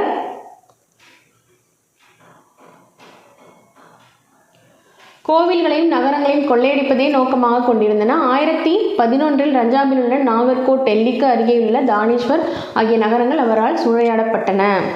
இதுக்கு திரும்ப வரலாம். சிந்துவை அரேபியர் கைப்பற்றியதும் அதன் தாக்கமும். கிபி 712ஆம் ஆண்டு உமையது அரசின் படைத்தளபதியான முகமது பின் காசிம் சிந்துவின் மீது படையெடுத்தார். சிந்துவின் அரசர் தாகிர் முகமது பின் காசிமால் தோற்கடிக்கப்பட்டு கொல்லப்பட்டார். சிந்துவின் தலைநகர் அரோர் கைப்பற்றப்பட்டது. காசிம் முல்தானையும் கைப்பற்றினார். சிந்துவில் நிர்வாக ஏற்பாடுகளையும் செய்தார்.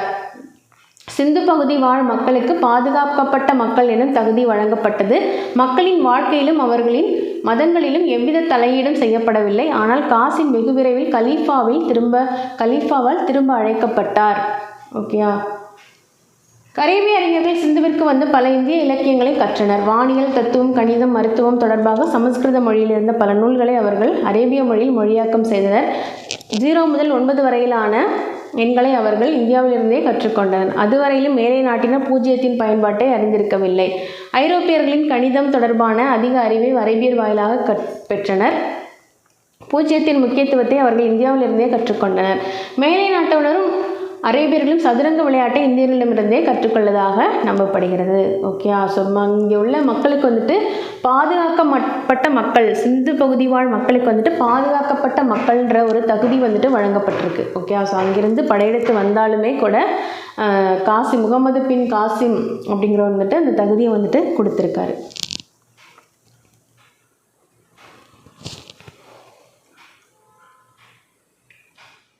Iraq, Iran, Persia.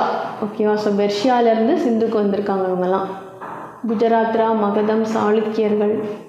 Okay. So Magadha இந்த பகுதி, குஜராத்ரா சாளுக்கியர்கள் பகுதி. இந்தியாவில் அரேபியர்கள் வருகை. இங்கேருந்து தான் வந்துட்டு இந்தியாவுக்கு சிந்துக்கு வந்திருக்காங்க. அது வழியாக அதுக்கப்புறமா பிற்கால கட்டத்தில் வந்திருக்காங்க. கோவில்களையும் நகரங்களையும் கொள்ளையடிப்பதே இங்கேருந்து இங்கே வரைக்கும் முடிச்சாச்சு. 1018ஆம் ஆண்டில் கஜினி மாமுது புனித நகரமான மதுராவை கொள்ளையடித்தார். கன்னோஜையும் அவர் தாக்கினார். கன்னோஜின் அரசர் ராஜ்யபாலர் கன்னோஜை கைவிட்டுவிட்டு வெளியேறி பின்னர் இயற்கை எய்தினார். கஜினி மாமுது பெரும் செல்வத்துடன் ஊர் திரும்பினார். அவருடைய அடுத்த படையெடுப்பு குஜராத்தின் மீதானதாகும். கிபி 1024இல் கஜினி மாமுது முல்தானிலிருந்து புறப்பட்டு ராஜபுதனத்தின் குறுக்கே படையெடுத்து வந்து சோலங்கி அரசர் முதலாம் புய்மதேவரை தோற்கடித்து அன்கில்வாட் நகரை சூறையாடினார். கஜினி மாமுது மிகவும் புகழ்பெற்ற சோமநாதபுரம் கோவிலை கொள்ளையடித்து அங்கிருந்த கடவுள் சிலையை உடைத்ததாகவும் சொல்லப்படுகிறது. இதன் பின்னர் சிந்து பாலைவனத்தின் வழியாக அவர் நாடு திரும்பினார். அப்படையெடுப்பே இந்தியாவின் மீதான அவரது இறுதி படையெடுப்பாகும். கிபி 1030இல் கஜினி மாமுது மரணமடைந்தார். சோமநாதபுரம் கோவிலின் இடிபாடுகள். ஸோ இங்கே கொடுத்துருந்தாங்க இல்லையா, கஜினி மாமுது மிகவும் புகழ்பெற்ற சோமநாதபுரம் கோவிலை கொள்ளையடித்து அங்கிருந்த கடவுள் சிலையை உடைத்ததாக சொல்லப்படுதுன்னு சொல்கிறாங்க. அது இந்த கோவில் தான்.